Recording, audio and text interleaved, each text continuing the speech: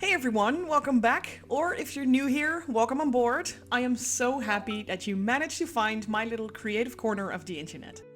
In today's episode of The Butcher Shop, I have not a single clue of what the hell I'm doing because today's episode is an experiment with coloring pencils. A couple of weeks ago, I treated myself to a brand new box of Dow and Colorsoft pencils.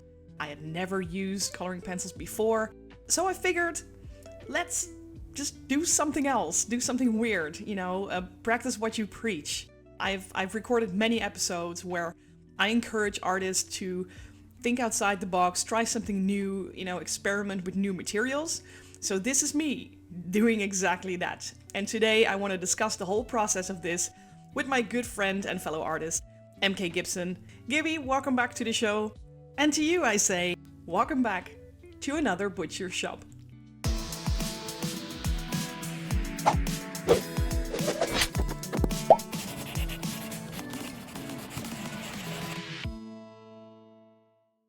Okay, so I'm in danger of making it a habit to just spill my entire brain content on you whenever we start recording a podcast. Are we recording now? Yes, we are. Oh, wow. Okay. Because I couldn't tell from your tone. Is this like, is it standard Sandy or is this like... This is serious Sandy. This is very serious Sandy. Well, it is both. This is serious announcing Sandy. But it was not good enough for ASMR. We should start an ASMR channel. All right, serious Sandy. What topic does serious Sandy have? Yes. So serious Sandy had prepared the whole speech, and you always kind of interrupt my whole speech, but that's fine. That's fine. I interrupt your whole like you did speech. You broke my speech, but I'll. Ain't nothing gonna break my stride, Matthew Wilder. Keep going. What you got? Well, I just thought it might have been an interesting starting point. So I did the whole coloring pencil thing last week, and it took me nearly the whole week. And I think you suffer through the process as much as I did, because every time I had done 3 strikes with the pencil, I sent you pictures like, is this done? Am I doing right? Is this going okay? Or all the ways between I'm fine to I am actually insane to I don't know what the fuck I'm doing, send help. You've gone through that as much as I have. So 1,000%, yeah. Every artist does. Exactly. Yeah. So I just wanted to know, what was that process like for you, even though this was my experiment and experience? All right, so for my edification, what is the overall theme of this particular episode? So we can always bring it back to what is the topic du jour that we are circling about like this, or is this just a random? No. It's definitely not random. I think the whole point of this episode is me practicing what I preach. I record a lot of episodes where I tell artists, go out there, try new things, go crazy, do something that you normally don't do. And I figured I should actually do that for a change. So I bought this really big, way too expensive box of coloring pencils, and I thought, okay, let's fucking do this. And it drove me absolutely mad, even though I do think I kind of like the final result, which is, of course, by the end of the episode. So, keep watching to the end. But I remember the art. So I guess what you're asking me then is so if that's the theme, which is stepping outside of your comfort zone, trying something maybe something a little bit different or whatever, what was it like from an outsider listening to you ask questions about stepping outside of your comfort zone? Yes, very much so. See, my point made sense. All right, I just have learned to speak Sandy over the last 4 years of our friend. I would say this. As a friend, it was fun to watch and fun to see you doing exactly that. I mean, there's been plenty of times you've seen me working on something that I'm outside of what I'm normally doing. You're keep going, you got this, tweak this, tweak that. My favorite part about working with you is whenever you ask me an opinion or something like that, because my background in art was always been it started with comic books and tattooing kind of thing before I switched to different mediums, and so I always look at things from kind of a tattooist and a comic book style. So I'll say things like, hey, start with your blacks first, and you get your outline, you go, oh, okay, no, I'm not going to. I'm like, oh, okay, don't then don't listen to me, because the funny thing when working with you is I'm outside of my comfort zone, so we as people are going to fall back on the things that we know. So if I'm going to find a skill that's applicable or even laterally associated, I'm going to do that until I can fake it, so I can make it, kind of thing. And ultimately, like, we're gonna find new ways of doing old techniques. You know, the masters of whatever medium will say, hey, we've been testing this thing for the last 10,000 years. We have found that if you do A, B, and C, you're going to get X, Y, Z results. And everyone goes, cool, I'm going to do my thing to try to get the results. And ultimately, you're going to work your way back to what they said to begin with, but maybe with a twist, you know, with your own stink on it. And so that's the fun part of working with you whenever these situations happen, because you're a talented artist, you have a good perspective, you have a great color theory, blah, blah, blah, all the ass kissy out of the way. But when it comes to like this type of illustration, I've always strongly suggested, once you get your pencils done and you have these are your final pencils, then ink it. That way your border is set, and that way you can like basically color inside the lines. That's why they give us coloring books as children, to teach you, like, you know, and you go, no, I don't do outlines. It's fun to watch. But the beautiful thing is you still work within outlines. It's like you'll create these sections. I do. Yes. Yeah. I actually think I did a couple of weeks ago. I did an episode where I literally call the technique, if I can call it that much, like working in a coloring book, because it's basically what I'm doing, is coloring in a picture from a coloring book. The only difference being that I drew the actual picture of said coloring book. Well, and that's so when you do your painterly style, and I'll just call it that. I mean, you can the Sandy style or the painterly style, however we want to refer to it as. You know, I don't want to be reductive, but I'm saying, but in that painterly style, you tend to work in sections, like quadrants, pieces, like, you know, fifths, eighths, whatever. Everything that the one guy in that one comment told you not to do, you know. Because here's the thing, the more I thought about that guy is also, again, referring to the kind of style we learned. Like, again, I was a tattoo apprentice for a period of time. I never got a chance to finish my apprenticeship because I was working on midnight shift, so I didn't get a chance to do that. It's a job I always wanted to do, but like, you always start after you get your concept pencils down and like you work your lines. When you put it to skin, you always work the outline, so that way you always know where you're working within. And you know, in comic books, where it's kind of the same way, which is get your pencils down, then you inkers come in next, and the coloring is last. And that's kind of, and it's hard for me to get outside of that mindset no matter what I do. It's kind of like even when I write, you know, but ironically when I write, I go opposite. I have a few cool ideas, but I'm throwing paint at the wall and then I shape it, you know. But when it comes to my art, I want boundaries.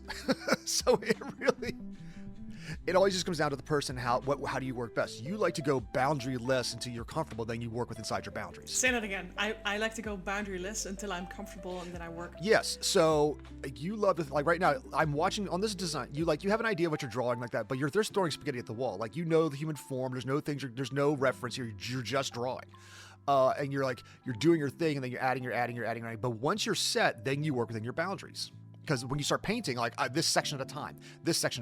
Yeah, that's true. Okay, because it kind of sounds backwards the way you said it. Like, my comfort zone is, you know, exactly like working in the segments, but at the same time, that is basically me creating boundaries.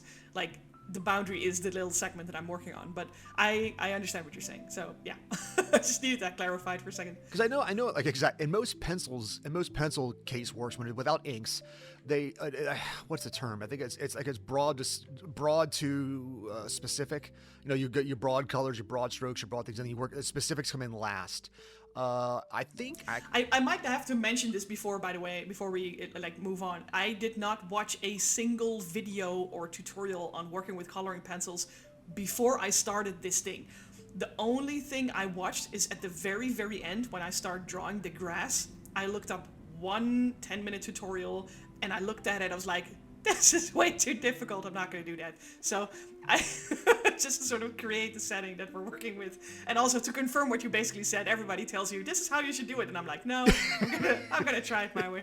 Well, here's the thing. I'm like that with, but I don't see that in a negative way. Honestly, it's the sign of a free-spirited mind, because I'm like that with my writing. It's like I'm going to write the way I want to write regardless. I mean, I might take a note or two here or there, like, hey, maybe you want to change change this to a more present tense, watch your passive, etc. And like, that's the kind of right, but I'm still going to write the way I want to write. I have a very visual storytelling way, and I'm not going to write in a very prosy kind of purpley kind of way that some people enjoy. And I'm not one of them, so I'm not going to write in that capacity. And my same with the art, but what my art world is like, I'm trying to make things as like, what's the most eye-catching thing I could possibly make to help sell my fucking book, you know? So yes, it's, I don't know, it feels like this was the first time in a very long time where I was actually really conflicted with what I was doing, because I wanted to love what I was doing, but I couldn't because I didn't have the feeling yet, or I wonder if I'm ever even going to get the feeling. And it's like, it kind of felt like I can't swim. Somebody threw me in the water and I learned to tread water while I was drowning. And in a way, I find that fascinating because here at the very end, I learned how to swim. I'm not saying I'm a master in coloring pencils right now because this was the first damn time I've ever used them, but dude, yeah. Pencils are difficult, man. Like, it's like I spent a lot of years with chalks, and that's, I mean, way messier. Yeah, but also much easier to blend. Well, they're easier to blend, but try to get but now try to get a fine point on a chalk. You know, you have like 3 strokes before that thing is like back to a nub again. You know, it is. I love chalks and pastels, and like I love smearing. I'm a large finger painting kid. I love to like just get my hands really messy with chalks. But did you work on that sandpaper stuff, or did you work on smooth paper? I liked cardboard. I love giant pieces of cardboard as my canvas because it already has a skin tone, flesh. There's like always that light brown tone, so no matter what colors you work in, you have a nice natural base tone to everything, and it really makes. But doesn't the pigment fall off because it's too smooth? No, because my old technique was I had this weird technique. I would get, let's say we got a big, cardboard's way easier now with Amazon and everything like that. But when I was a kid growing up, you get a giant piece of cardboard. It was like Dad had to buy a dishwasher or a refrigerator. You get this giant piece of cardboard, and I would covet that stuff because like I would start with pencils, a pencil outline, then I would ink it, then I would start doing with my before I even got to the what's it called, the chalks and the pastels, I would actually get cheap markers and block out the color areas. And again, so then when the chalks go over top of that, I'm basically like, I already created dark muted tones with the inks because they're on that paper and it's sucked up. So now I can come with brighter chalks to create like a vibrant contrast. And then once everything's said and done, I usually use spray paint to hold it all in place. And now you can go back in with like a more dark marker to like fix any dark spots, or even white chalks for like some highlights. And now I have these giant, giant size canvases that are roughly the size of like whatever size of piece of cardboard it was the size of a dishwasher, right? And I lost because when my basement flooded that one time, I lost so much of my old art. It broke my heart. That's terrible. Hearing you talk about this, it really sounds like you knew what you were doing. Like you had a plan. You were dark first. And I would say this. I would say this. Yes and no. I learned by doing, just like you are, and it was like, and when everybody tried to tell me something, I'm like, no, I'm gonna do it my way. So it's not just a me problem. Okay, good to know. Oh no, of course not. It's like it's the artistic spirit. It's when you're trying to create something, you want to. I mean, ideally, I think we all want to be naturally good at it right out the bat. No one wants to start something and become very average. No one wants to say, I want to be the 15th ranked guitarist in the world. They're like, you want to be good. Best of the best of the best, sir. Right, exactly. But the problem is, like, we're not. So we're looking for ways to, like, you want to do your own thing, but then if you stick to something, then you're going to listen to some of the masters and start picking up what they say. Not that I'm considering myself a master, but you listen to people who are like, clearly, you can look at art and say they are better than I. Their technique is cleaner, their lines are sharper. They might have the same eye that I do, but they clearly have what's the word I'm looking for? A discipline that I do not have yet. And you listen, and then you attach some of their discipline to your style, and hopefully you create a new, better product. And we're always blending our work with the work that came before us, and that's what I find fascinating about the art world and the writing world, any artistic world. So when I say to you, like, I had this technique, sure, and I try to tell you what I know, you're not gonna listen because you didn't go through the time that I spent doing that. You're gonna go through your time that you spent doing this, and future you is going to look past you and just admonish past you and say, just do it this way, idiot. But the thing though, the one instance that I remember the most of you suggesting something, me saying, no, I literally can't do that, was when you say start with the blacks first.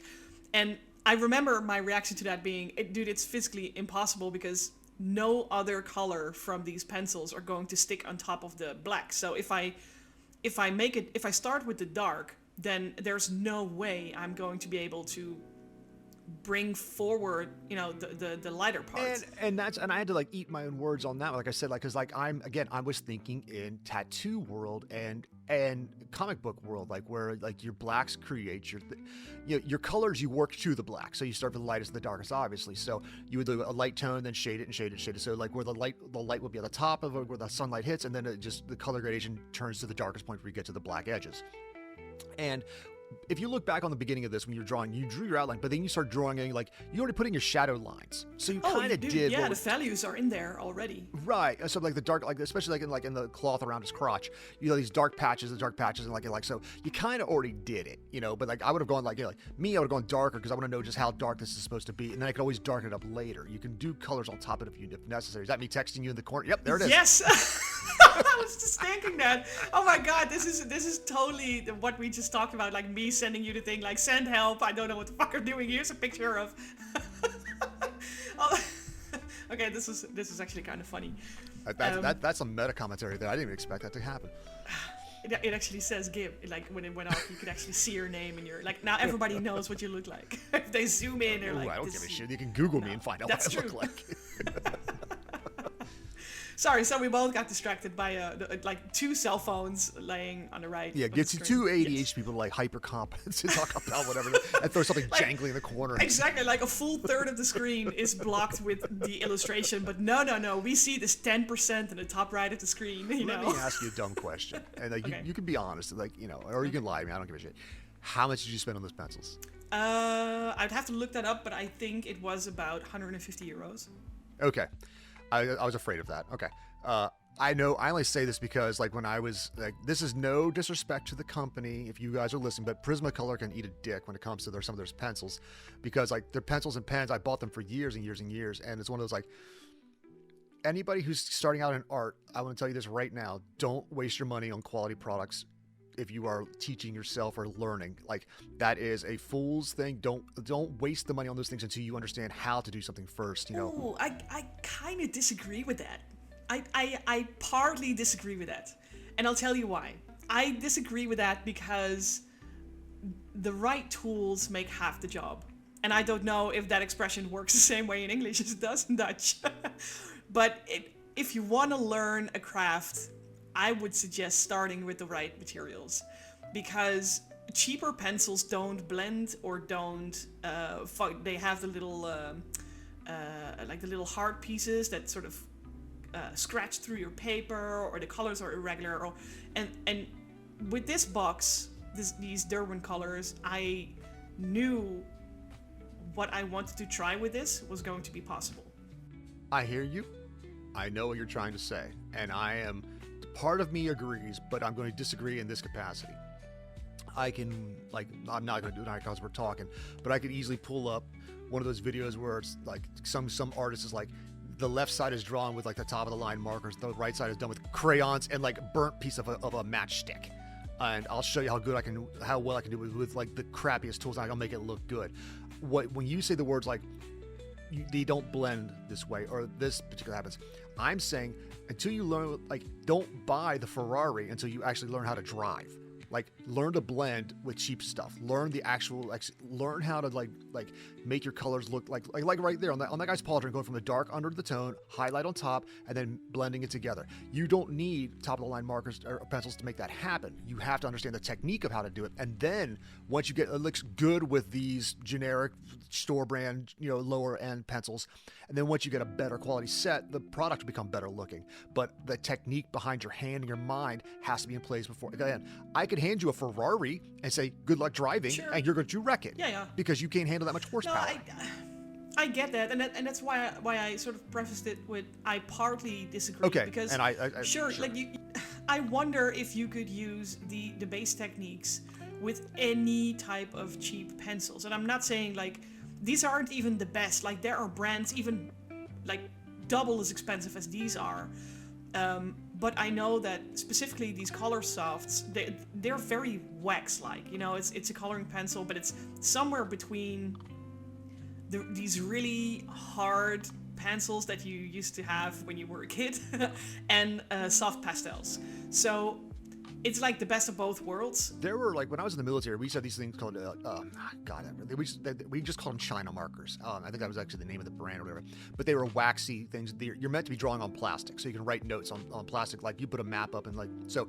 But all of us art kids would steal them constantly because they made great pieces of art because like you get a nice hard line, but if you take a blender to it, you can get this nice smooth line. And if you start finding the other colors in like because we find like the reds, the blues, like basically the primary colors. But man, you can do some amazing art with those China markers. And God, I it's been a long time since I sat down to do what you're doing now, and watching, I kind of got the itch, like it's we should do the next episode with you at work. No, God, no, because again, my style is like one of those, like I applaud your style, but like you spend more years illustrating and getting better at your craft than I did. Like I spent a number of years, I was having fun doing myself, but then I switched to other mediums and other art, like a writing world. This world, my handcraft is in the garbage is right now. Like every time I sit down to draw, like everything comes out kind of a little more cartoony than I want it to. When I want, but again, I can't be mad at myself for that because I trained for years to do comic style, and the comic styles I really enjoyed were the East meets West, that were like Americanized manga look, where Joe Madureira and people like his style, that like hyper deformed shoulders, and it just.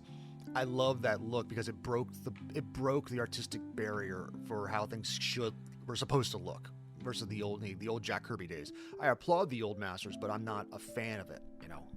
I love that larger than life kind of feel that like it was very popular in the 90s, but that's when I was growing up. I just realized, by the way, just looking at this, it's an interesting choice of scenery because the viewers are going to be looking at a dead guy in the grass for like 40 minutes.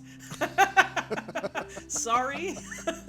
If they're not skipping ahead, No, that's true. I will, to give a little bit of context, this is not based on Knights of the Seven Kingdom, but I was very much inspired by the Knights of the Seven Kingdom. It is the spin-off Game of Thrones thing with a knight in armor. And that particular episode, he got absolutely destroyed. I was like, okay, I want to draw a destroyed knight. And he's just, we can even argue, like, if he's dead or resting, then he has the white eye. So, whatever. We'll leave it in the middle. But I realized, looking at this thing for a couple more minutes than, just regular people would, I realized it's a pretty dark image. So I'm sorry. It's like those darks you're putting in right now that you just color around it. Weird. Almost like, but this is like day 3. You can see I've actually changed my shirts like twice. So this is a couple days later, and I figured maybe I should listen to the old art and just try it out. No, it's all good, dude. No, God. Yeah, I haven't seen Knights of the Seven Kingdom. I let my HBO subscription lapse, and I just never renewed it. It's harder and harder to justify it for like with all the other stuff. There's so few things I actually like on HBO that's like, I'm mad that I still have Netflix because like there's no must see anything. It's kind of like I've always just had Netflix, so it's like the old staple. You just keep it in your house because you've always had it. Like, yeah, it's just there. It's there, and when you really want it, there's probably something on there. And if you don't have the urge to watch something, then it doesn't eat anything. It doesn't drink. It's just it'll be there. But yeah, so. I mean, this goes in the same category as the like don't spend your money on super expensive pencils, like don't spend your money on well, I was going to say HBO or Netflix, right. But no, I'm not saying never spend your money on super expensive pencils. If it's something you get really good at, you enjoy it, then obviously do it. Well, no, but I mean, I'll keep it on the art topic. It is okay. So it becomes my question to you is like, this is something you did for yourself, and that's very cool. I mean, you could scan it if you want to, and sell prints if you wanted to, and like that. But this is something you did for you. But like ultimately, in a world where you do what you normally do, you would draw something, then you would either scan it or do it directly onto your Cintiq now, and just put it in the digital world for some other capacity kind of thing. So it's one of those. This is a fun again. Is the cost of the pencils worth the experiment? When are you going to stick with it, or is it like? I tell you what, if I sell the original for this one, and if I can get at least 150 euros for it, then I guess it's worth it. The pencils pay for themselves. Exactly. Or if you sold 3 original prints for 50 euros each, then they pay for themselves. So exactly, like the second I have sold enough of these prints or originals in whatever form, so that I've earned the pencils out, then I'm good. You know what? I don't even think I made this particular illustration to sell it, and the whole image, the whole theme of the image speaks, that way. It's way too dark to sell at a convention. You'd be surprised, things like, okay. No, dude, my dark stuff never sells. Ever. Okay, that's good. I wish it did. Well, see, that brings me to like another okay. When I am pulled towards dark things. I was at this one, I remember years ago, I was at just walking around this one mall in Virginia, and there's an art thing there, and there were these paintings of these lighthouses, and it was all dark nighttime lighthouses. So everything was in shades of just blue to dark blue, the occasional bit of white for just the eeriest contrast. And there were two different versions the artist had created, a narrow version, a different angle of a similar lighthouse. I bought them both. And even the frame is a dark blue frame. It is moody as shit, and I was immediately drawn to it. And I love that. But that's being said, I've had these lighthouses. Now, I've owned these for years, and these things predate the dinosaurs. No, but what I'm saying is many girlfriends, 2 wives, however many dead dogs. But the thing is and no one besides myself has liked them. It's because again, a lot of the No, but I do think there's a difference between it being dark in color and setting, or it being dark as in, look, this is a dead guy, buy my art. Well, no, but even but I'm saying it's not just the color. There is a tone about it that just says, this is moody. This is almost with a sense of reverence, with dark reverence. While it's not the same, but it's kind of metaphorically keeping the urn of somebody over the mantle. Some people find that respectful. Some people are that's don't so. And it takes a certain type of person to be drawn towards that. And here's I think most people are, but in this light and airy world of gray houses and stainless steel appliances and bullshit, we don't allow ourselves to be a little moody at the risk of being what are you kind of emo goth thing we used to make fun of back in the day. It's okay to have a dark eye. It's okay to express those emotions. We have all these anti-anxiety pills for a reason, but dread is a valid emotion. Fear is a valid emotion. Darkness is a valid feeling, and just to pretend it doesn't exist is a lie. So I like a dark piece from time to time. It keeps you humble, and it expresses something that is actually there. So I bet you this would sell to somebody. I'm not saying it's not mass, clearly. No, and I there's also the where are you going to try to sell this? And I think the conventions and the art fairs that I currently go to may not just have those type of people walking around. Because here's the thing, and that's why I really actually think this is a very interesting subject, because I think over the last couple of years, not necessarily the style, but the stories behind my illustrations have gone from dark and gritty to, oh, look at me, I'm a very cute mouse, we're reading a book. Or whatever creatures that I've been drawing. A lot of mice. Now currently I'm working on the Cataclysm card game, which are all a lot of happy, crazy cats. I've drawn happy axolotls. Everything has, let's say 95%, I think, of what I currently make commercially is all very happy, very colorful, very cute and sweet and whimsy. Whereas I know that my nature as an artist is dark as fuck, as you can clearly see here.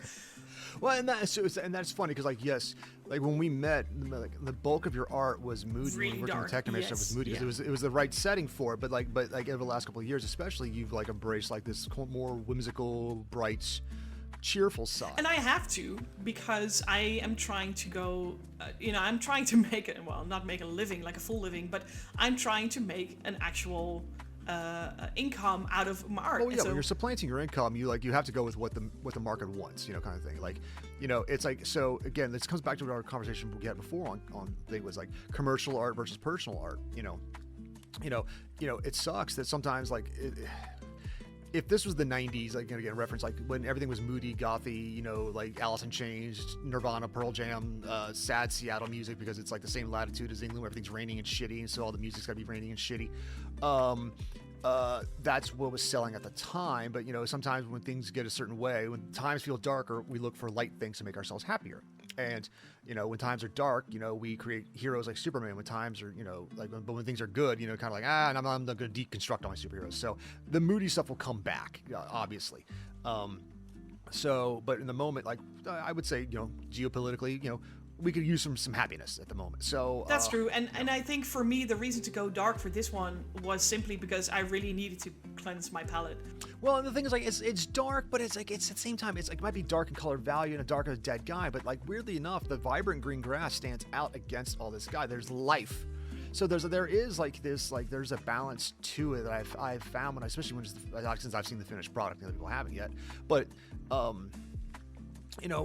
there's obviously, like, you can look at it in the nature of life, the cycle of death. He's going to die. He's going to rot. And he's going to fertilize. It's just taking a rest. Yeah, sure. We don't know. Yeah. But he's going to fertilize his ground essentially. So this vibrant life grows beneath death. So there is that natural balance to these type of, like, very simple Lion King. Circle of life. I was just thinking that, like, we go full Lion King on this guy. Elton John playing in the background. I don't know. It is at least one of the darker pieces that I've recently created, and I'm looking at this thing at the same time, also laughing because I've used the white marker just to cheat my way through getting these white highlights in there. And I remember at the beginning of the illustration, I really reminded myself, like, okay, don't immediately pick up the white marker. Just see what you can do with the pencils first, and then if you have to, pick up the marker. And the further we get into the video, the more and more often you see me pick up the white marker, like, little highlight here. Oh, are you kidding me? Like, that is like again, like, back in the day before I could afford, like, anything. Like, so when I was just when I had no girlfriend, especially, okay, when I was up in Alaska, perfect example. My first number of years, like, when I first got to Alaska, I got there in, like, February, so it's already cold and dark, right? And it's I just made rank too, so I was in the dorms. I eventually got my own apartment within a month, and, like, I was supposed to live with somebody and it didn't work out, so I'm by myself in this apartment. I just made rank, so all my peers are all of a sudden, like, I'm now a rank above. I'm a sergeant and they're not, so I'm like, I'm part of the establishment. I'm a boss. I'm not so I was alone. I was very alone. It was very dark and very cold for a period of time, so the only thing that kept myself sane was a lot of art. But I didn't have a lot of money at the time. I mean, I had, whatever money, but, like, so when I'm buying supplies, I got some paper, I got cardboard from different places. I would go to, like, grocery stores and just steal their cardboard and things like that. I was getting my art supplies, rebuilding them back up.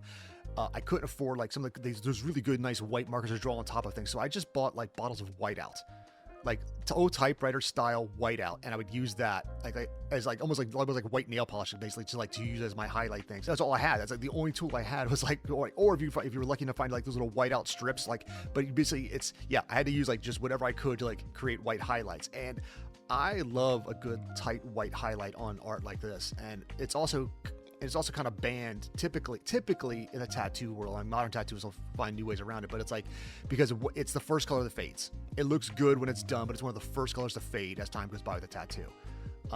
It only looks good in the presentation when you're done, but, like, because within, like, after like a couple of weeks of being in the sun, it goes by really fast. The skin absorbs it really quick. Yeah, it's gone. Yeah.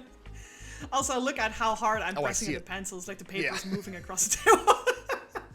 And this was after I actually watched one of the tutorials on YouTube, because this person really explained. I think I even sent that video to you.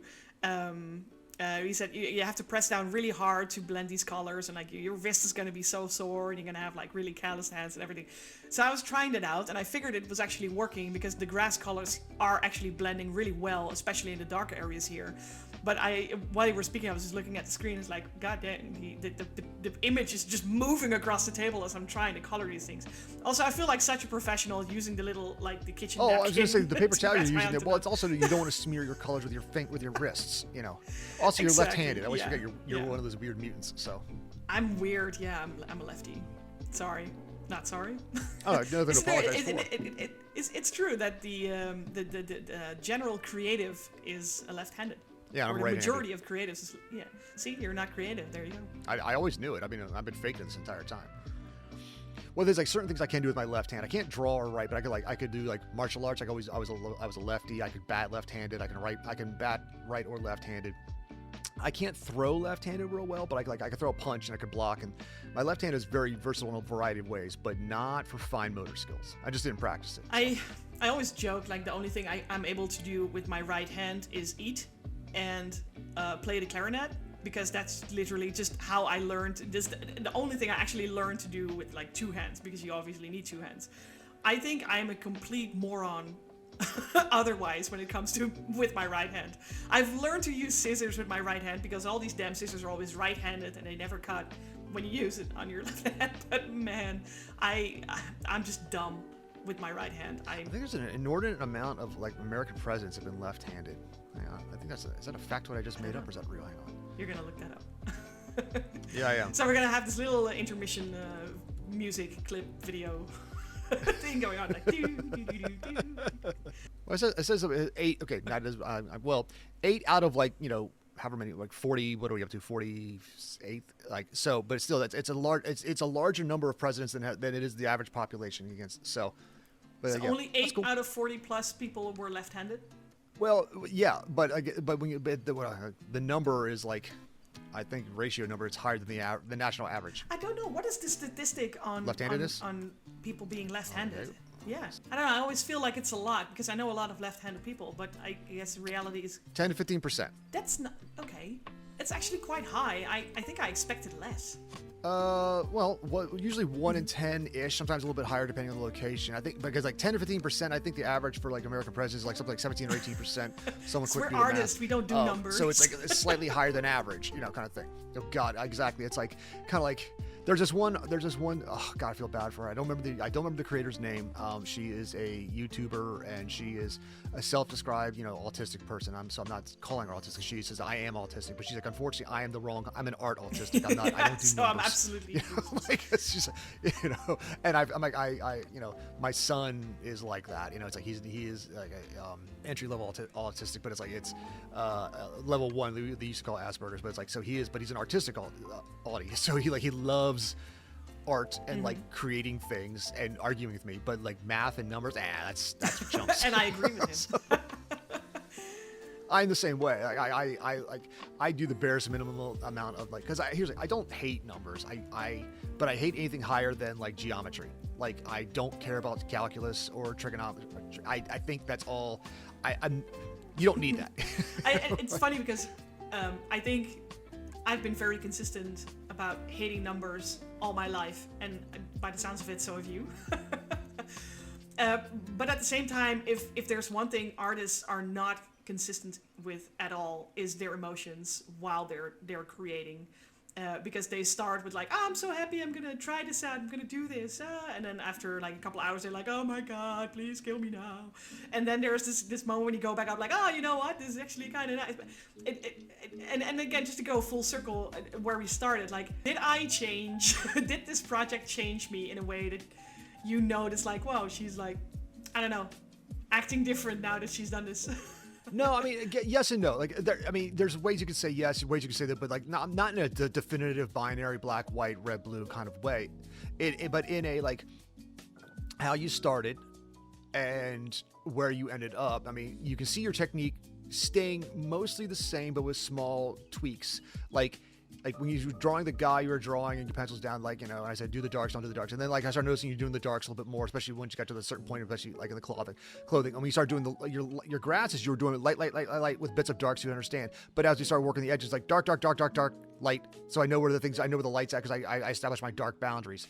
But they both have their places. So like if I was to look at this piece, like when it's done, there's one way, and if I was to break it down, you can look at like the slight differences in styles as it went along. But to the average person, it's just going to be one consistent tone. And clearly, it's not. I can see the difference in the grass, like the left half of the grass, quadrant that I started with looks so different compared to what I did in the top right. Yeah. Yes. And that's what I was looking at. But that's only because I'm watching you do it and I know what to look for. For someone who's like, you're not breaking it down. It's kind of like whenever you start playing a sport, the best thing to do once you start playing a sport is to watch the sport or go see professionals, because like once you know just enough, you're gonna start seeing the techniques and tricks, and weirdly enough, you start becoming very judgy. Like, oh, that person's not doing their fundamentals. Like, oh, slow your roll, pal. That person's been doing it long enough to know they can bypass certain fundamentals because they have new techniques. So it's amazing how judgy we get once we get like we get 3 drops of skill under our belt. We think we're experts. Happens all the time, especially in the writing world. I do remember I was so insecure this whole project through. And I think that was one of the main reasons why I did send you those messages, while I was working. It's just not necessarily to just give me a little pat on the shoulder, like, hey, you're doing good, keep going. But you and I have had this conversation so many times where I tend to measure my success by, through the opinion of others. Whereas I don't think I have ever clung to the opinion of others as much as I have with this particular illustration. When another friend of mine says, "Oh man, the texture of the grass looks so fucking amazing," I jumped, giggled. I was like, "Oh my god, somebody likes it!" It's been a long time since I felt so dependent on the opinion of others while working on something. It was so weird. It's a good feeling. There is when obviously reward feels good. It's the dopamine brain. It's especially your body's craving dopamine. For ADHD kids, for those who may or may not know, because everybody's ADHD these days, but one of the actual causes of it is the lack of certain dopamine things in your brain. So your body's looking for the thing that gives it that hit of pleasure. So once it finds a thing, it fixates on that thing, and then the attention wanes from anything else because I just doing the thing that gives me the dopamine hit that I'm craving. So that's why a lot of ADHD people become artists, because they find I can do this thing while working on this process. I become hyper fixated, and it's giving me pleasure to do this thing. And then externally, if someone says, "and it's good," that's just a twofer. So wouldn't that be nice? Yeah, well, so again, yes, obviously, where this started and where did it end up. I mean, it started well and it ends well. There's some spots in the middle where you were doubting yourself, and you can tell. There's certain spots where you can say, My real pride in this picture is the shin piece for the viewers on the left. Just the metallic texture there. My God, how did I? Oh, here's the thing. I was going to. Thanks for bringing that up. I wanted to applaud your metallic work for actually both the greaves, but they think they both stand out really well because they're not. It's not mirrored, because there's the left side one, picture left is more reflective as it's tilted slightly towards the light, and the other one's tilted slightly away. It's more straight, so it's not hitting the light in that same angle. So they have different. Because somebody else I talked with said the exact same thing, and I said I love left better, and she said I like right better because it's a bit more rough on the texture, and you can tell that the leg is tilted just the other way. So it's cool to hear you just repeat those words. Okay, here's another experiment that I did, and I have no idea how I'm going to edit this into the video. Is it your knitted gauntlets because your house is so bloody cold? No, it was a little trick with the washi tape, where there is apparently this little tool where you can put washi tape on top, and then if you use a pencil to on top of the coloring pencils, it sort of lifts off the pigments. And so I didn't have the tool, but I did have 100 yards of washi tape. So you see the little white dots, you see them best on the top right quadrant, where you see these little white things. That's me doing the professional thing with tape and lifting the color off. I was so proud. That's cool, dude. That's a technique I had not heard of. Yeah, no, I literally, I was today years old when I watched that video. So it was, I don't know, it was very enlightening. And I think... Also, I'm looking at the pictures on the right side of the screen. You can see the pencils, excuse me. The pencils on the right side of the screen, they are nubs. You can see where they've been nubbed. And a couple of times throughout the video, you see me use the electric sharpener, just going, and the best thing to look at is it's the black pencil. So you see the pen, then you see the white pencil, then you see the black one. That thing got half. It's just half the size I started with, and it was the book or the box was brand new. So I do think coloring pencils are not a very economic medium. They're expensive, and you get rid of them. Well, it depends on the size of what you're doing, because that looks that looks. This is A4, so letters. Is that size almost? Oh, bloody hell! Letter. So is that printed piece of printer paper size? Yeah, printer paper size. Okay. Yeah. So it basically 8x11. Got it. Ish, yeah. So it's pretty big. It's a pretty big surface to color in, and I was absolutely destroyed when I was done with the grass. I remember sitting at the table. George was sitting next to me. George is my husband, by the way. And sitting next to me, and I said, "Can I please stop? I don't like this. I don't like doing. Can I can I quit? I just don't want to do this."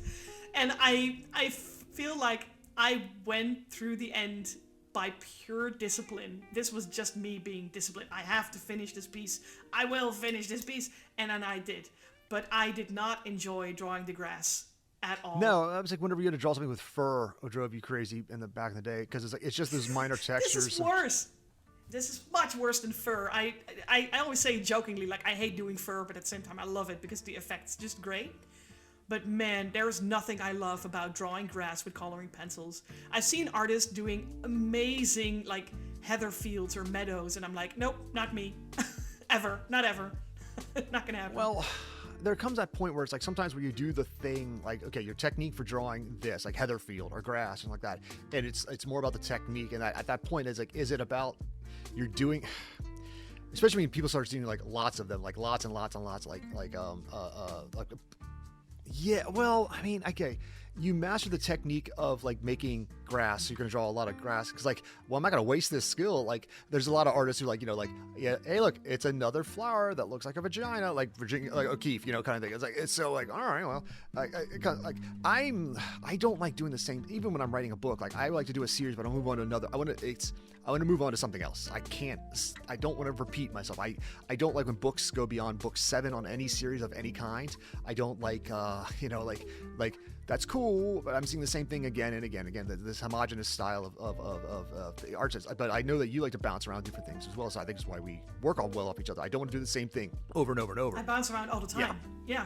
The only reason why I did this one, like I said before, is because I needed to cleanse my palette. I've been working on commissions a lot for the last couple of years, and I really noticed that sometimes you just got to do something else. And if I'm not working on commissions, I think I do something else like every other week, just for the sake of trying things out and doing something new, because it keeps the mind fresh. And so I hate repetition. I don't like it all that much. And I'm not saying like I hate working on commissions. I don't hate that at all. I love doing that. But I think it's important to remember to just step out of that every once in a while. But while I'm saying this is actually a very good subject for another episode. No, this was me completely, none of this is scripted, so I am making things up as I go, and I have not put a format into any sort of that video yet. So this was just me thinking out loud. Well, at the same time, like if for any people that actually listen to this, like they listen to whether they watch the video to the end, well, no, but at the same time, like, if you have a comment, something you want to bullshit about while we watch Sandy draw, like put it in the comment field. Obviously, put it on her Patreon, put it on the comment field, send her a message, whatever. And we'll shoot the shit over something like a topic that someone asks about, or at least if nothing else, we'll try to touch on a point so someone brings it up, and when it comes to whatever they want to talk about. You're such a great YouTuber because you are actually inviting people to drop stuff in the comments. I always forget that. Well, you're supposed to, isn't that they call that engagement? Yes, otherwise, I know. Let's engagement farm. Yes. So listen to what Gib said.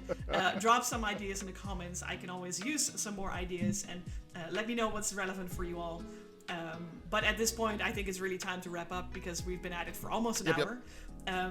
Thanks for being here, Gib, and thanks everybody for watching. We'll see you in the next one. My pleasure, dude. Bye, everybody.